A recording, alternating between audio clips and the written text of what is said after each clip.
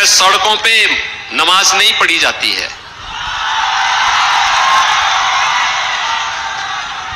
UP में मस्जिदों से अजान की आवाज नहीं आती है। यूपी में तो एक ही नारा गूंजता है, न गौ माता को कटने देंगे, न हिंदुओं को बंटने देंगे।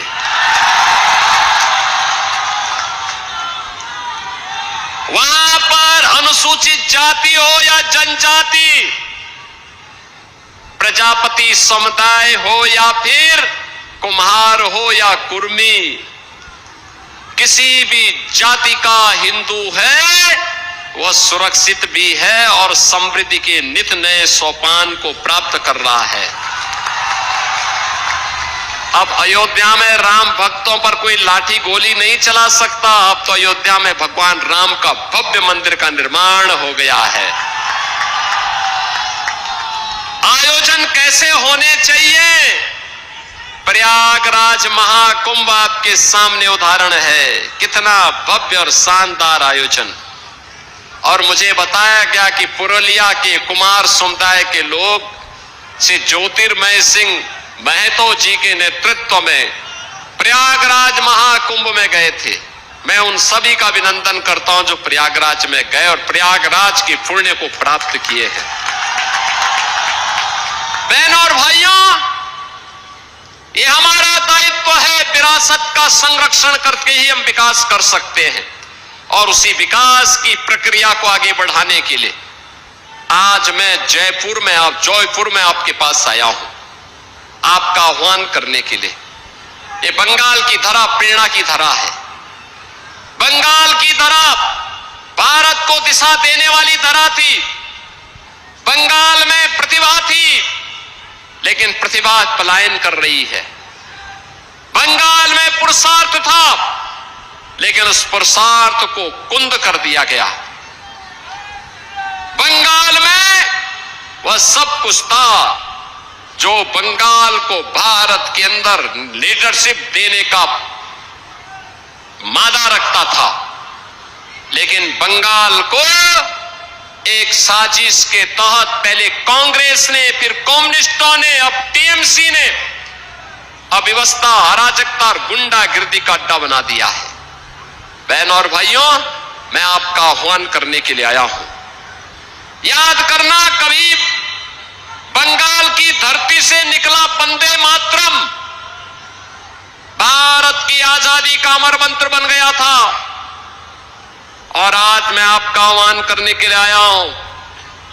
वंदे मातरम ने भारत को आजाद कराया था। यह वर्ष वंदे मातरम के 150 वर्ष पूर्ण होने के वर्ष है। और इस अवसर पर मैं कहूंगा कि हमें वंदे मातरम के 150 वर्ष पूर्ण होने के उपलक्ष्य में टीएमसी मुक्त बंगाल चाहिए, क्योंकि टीएमसी मुक्त बंगाल का मतलब डबल इंजन की बीजेपी की सरकार, और डबल इंजन की बीजेपी की सरकार का मतलब बंगाल के अंदर अब उन्नयन शुरू होगा, विकास शुरू होगा। विरासत और विकास की इस पावन धरा के लिए आज मैं आपके बीच आया हूं। बहनों और भाइयों, ममता दीदी कहती है कि खेला हो बे, लेकिन मैं ममता दीदी से बोलना चाहता हूं, ए बार खेला शेष, उन्नयन शुरू। अब खेल समाप्त, टीएमसी का खेल समाप्त, अब बंगाल का विकास प्रारंभ होगा।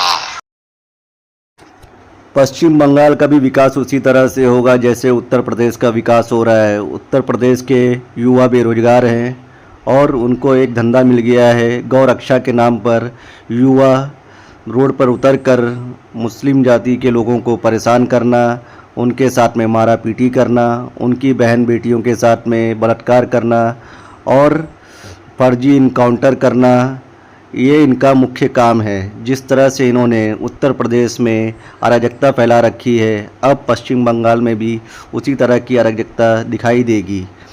4 मई के बाद चुनाव में अगर भाजपा सरकार जीतती है तो ऐसे ही लड़ाई झगड़े दंगे हमें पश्चिम बंगाल में भी देखने को मिलेंगे, क्योंकि भाजपा सरकार जहां भी जाती है वहां पे दंगा और लड़ाई झगड़ा, हिंदू मुस्लिम जितने भी धर्म हैं उनको आपस में लड़ाना और मारना काटना पीटना, ये इनका मुख्य काम है। क्योंकि इनका मुख्य काम उत्तर प्रदेश में अयोध्या में इन्होंने राम मंदिर बनाया।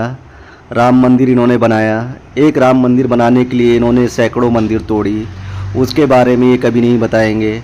ये आपको कभी नहीं बताएंगे कि इनके प्रदेश के लोग, यूपी बिहार के लोग, जहाँ जहाँ इनकी सरकार है वहाँ के लोग महाराष्ट्र में आके रोजगार के लिए इधर उधर भटकते हैं, चालों में झोपड़पट्टी में रहते हैं और गंदे माहौल में रहते हैं। किस तरह से रहते हैं, जैसे कि गाय बैल रहते हैं, बछड़े की तरह मुंबई में गाय बैल की तरह रहते हैं और अपने रोजगार कमाते हैं। इनके प्रदेश के लोग मुंबई में आके भाजी पाला, पानी पूड़ी, ऑटो चलाना और भी कई तरह के कम मजदूर जैसे काम इनके प्रदेश के लोग आके मुंबई में करते हैं। और यही सब देख के महाराष्ट्र के मुंबई में मनसे पार्टी के कार्यकर्ता और राज ठाकरे इनके प्रदेश के लोग यानी कि उत्तर प्रदेश के लोगों को मारना पीटना काटना और मराठी के नाम पर पीटा जा रहा है इनको। और इनके लोगों को इस तरह से पीटा जा रहा है कि कुत्ते की तरह पीट पीट के बहाया जा रहा है इनके लोगों को। और ये कहते हैं इन्होंने उत्तर प्रदेश का विकास किया है। उत्तर प्रदेश का विकास इन्होंने इस तरह से किया है कि उत्तर प्रदेश के लोग रोजगार के लिए यूपी बिहार छोड़ के महाराष्ट्र में आके मनसे पार्टी के कार्यकर्ताओं से लात घूसा, मारा पीटी, गाली गलौज, यहाँ तक कि ये उत्तर प्रदेश का ऐसा मुख्यमंत्री है जिसने आज तक 10 सालों में ना उत्तर प्रदेश के लोगों को रोजगार दे पाया, ना उत्तर प्रदेश के लोगों को ढंग से रहना सिखा पाया। ये खाली धर्म के नाम पे, जाति के नाम पे लोगों को लड़ाने का काम करता है।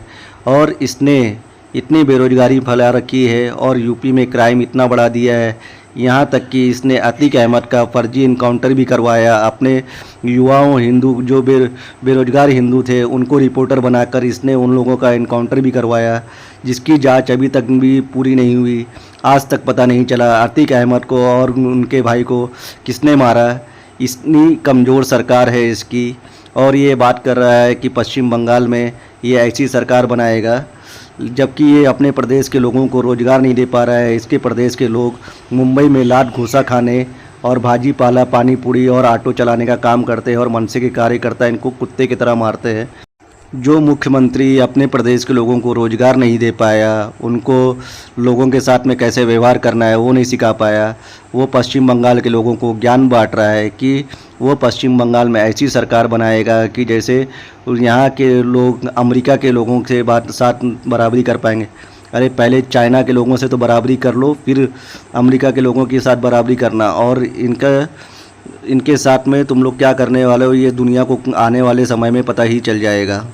सिर्फ दंगा ही करवा सकते हो तुम लोग, लड़ाई झगड़ा दंगा प्रसाद के सिवा तुम लोगों को और कुछ नहीं आता है।